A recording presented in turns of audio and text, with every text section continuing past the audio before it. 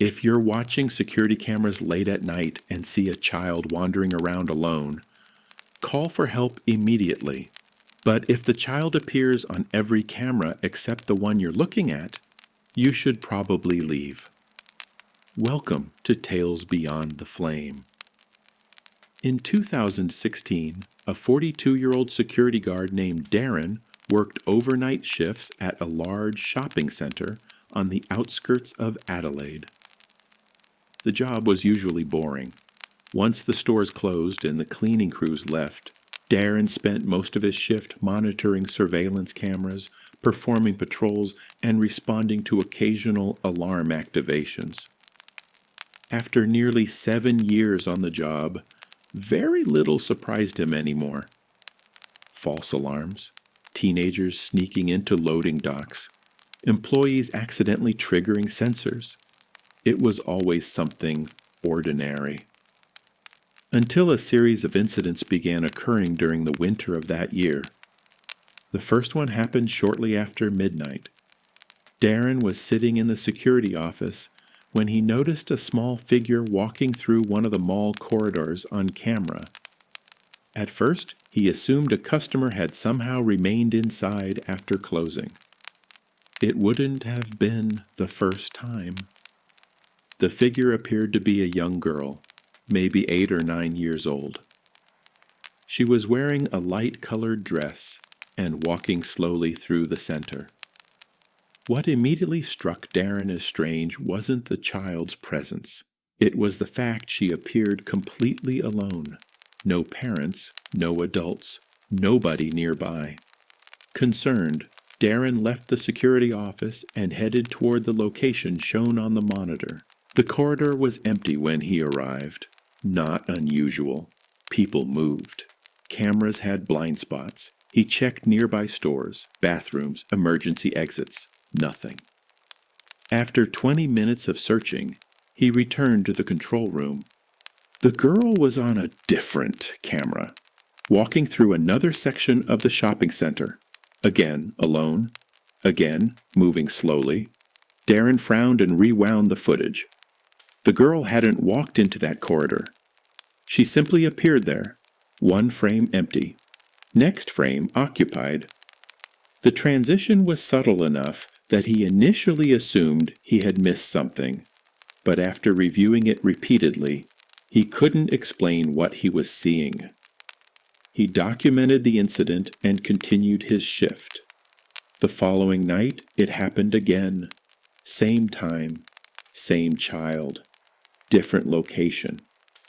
This time, Darren contacted another guard working elsewhere in the complex. Together, they attempted to intercept her. One watched cameras, while the other moved through the mall. Every time they approached her location, she disappeared, then reappeared somewhere else, always just ahead of them, never running, never reacting, simply walking, slowly, as if she didn't care whether she was being followed. Management reviewed the footage later that week. Most assumed a technical issue was responsible. Camera synchronization errors, recording glitches, software faults.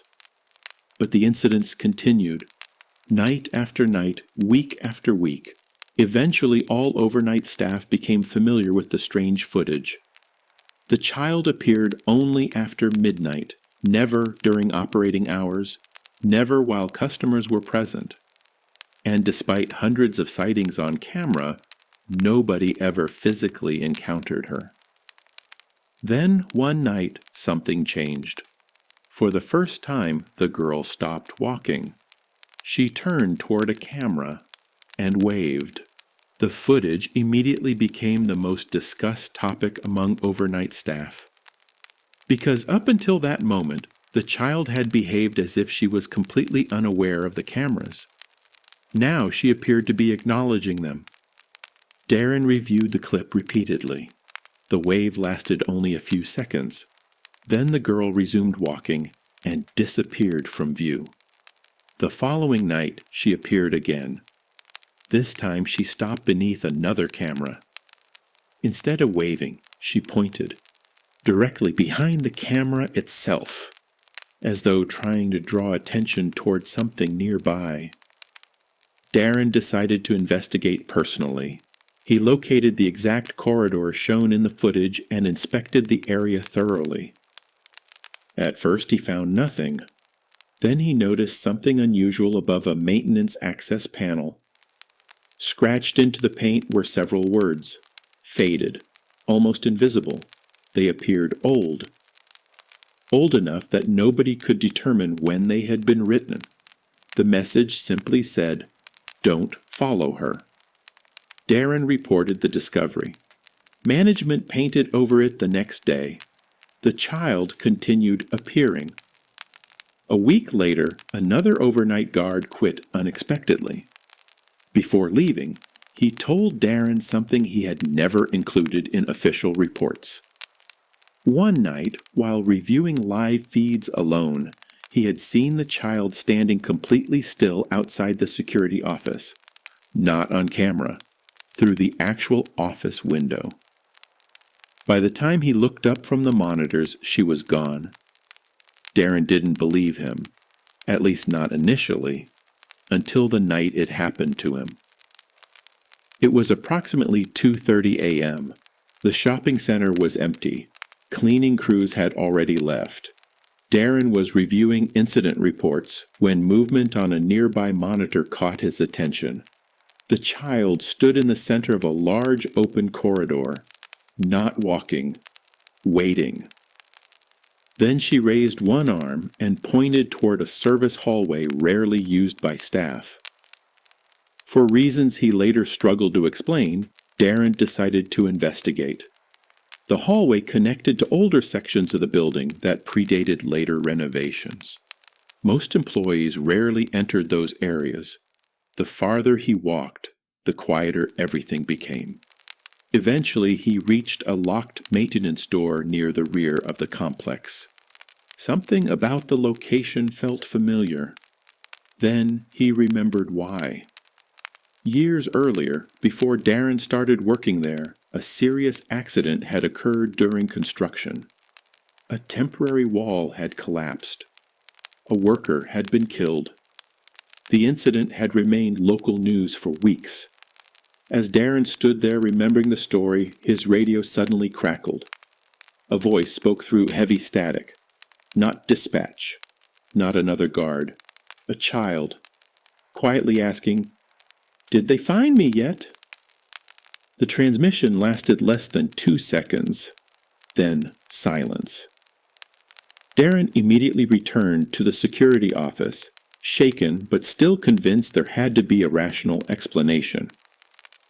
The next morning, he requested access to historical records relating to the property. What he discovered unsettled him more than anything he had seen on camera. Long before the shopping center existed, the land had been occupied by a small residential neighborhood. Most homes had been demolished decades earlier, including one destroyed during a house fire. According to archived newspaper reports, a young girl disappeared during that fire. Her body was never recovered. Officially, investigators believed she had escaped and become lost. She was never found. Years later, Darren left the job and moved interstate. But before he left, he reviewed the footage one final time. Thousands of hours, hundreds of appearances. Always the same child, always walking, except for the final recording. Because in her last appearance, the girl wasn't alone. A tall figure was walking behind her, just visible at the edge of the frame. Following at a distance, the child stopped, turned toward the camera, and for the first time in years, she looked terrified.